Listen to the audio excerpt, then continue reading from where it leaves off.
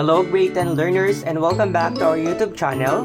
So for today, I will be discussing about on how to find the geometric mean. So the geometric mean between any two positive numbers a and b is the square root of their product.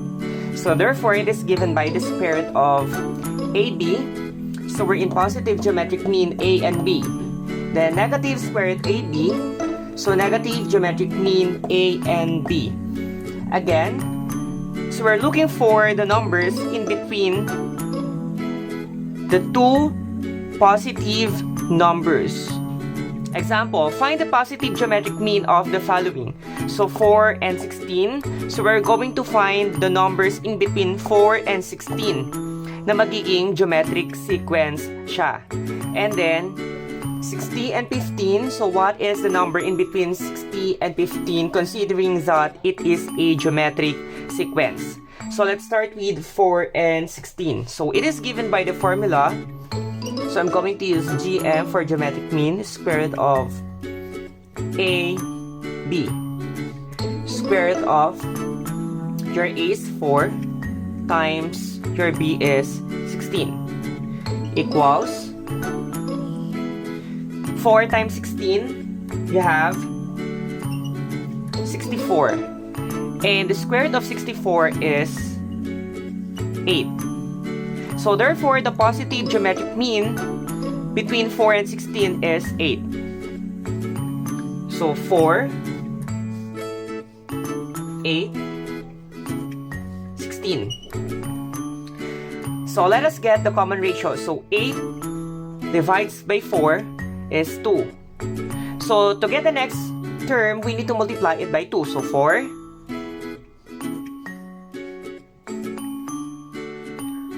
times 2 is 8. And 8 times 2 is 16.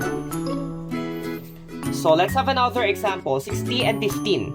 So we have here GM AB. Square root of your A is 60 times your B is 15. Then square root of 60 times 15, you have 900. And the square root of 900 is 30. So therefore, the positive geometric mean between 60 and 15 is 30. So we have here 60, 30, and 15. Okay? So 30 divided 60 is 1/2. So to get the next term, we need to multiply it by 1/2. So times 1/2. So 60 times 1/2 is 30. Then 30 times 1/2 is 15. So that's how we get the positive geometric mean of the given any two positive numbers. So for our next example, so how about if we are going to insert 3 geometric means this time between 2 and 162. So this can be written as 2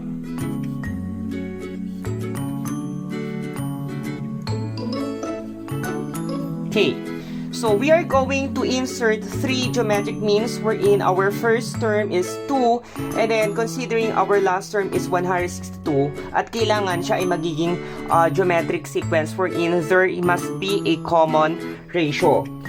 We're going to use the mathematical concept, the square root of AB. So the first thing we should do is to get the middle term. Okay, we need to get the middle term here. So what we're going to do is to multiply to get the product of 2 and 162 and then square the answer. So that is GM square root of 2 times 162 equals square root of 2 times 162 is 324.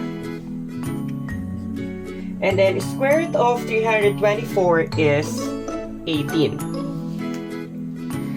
So yung nahanap nating term, ito yung in between 2 and 162.